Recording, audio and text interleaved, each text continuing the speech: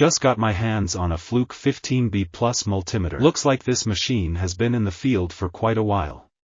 The issue is it won't turn on. Machines like this, used in the field, are likely to have water damage. Let's open it up and take a look. Opened it up, and indeed, it's water damage. You can see severe water damage inside. This side is okay, but this side is completely corroded from water. Alright, no more talking. Let's clean it up.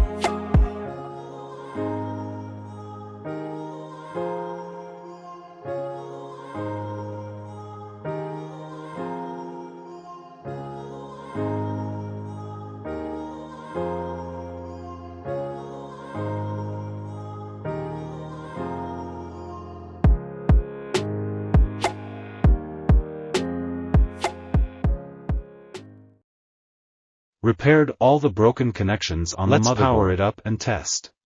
Boots up fine. Let's check the resistance.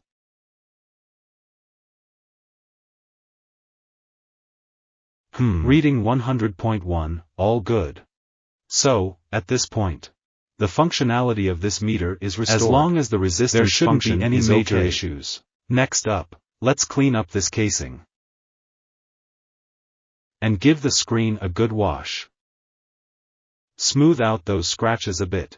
And clean up this yellow cover. After cleaning and polishing, it's looking a lot cleaner now. Not as dirty anymore. Okay, and that's a wrap on repairing this machine. Thanks for watching, and any tips are welcome.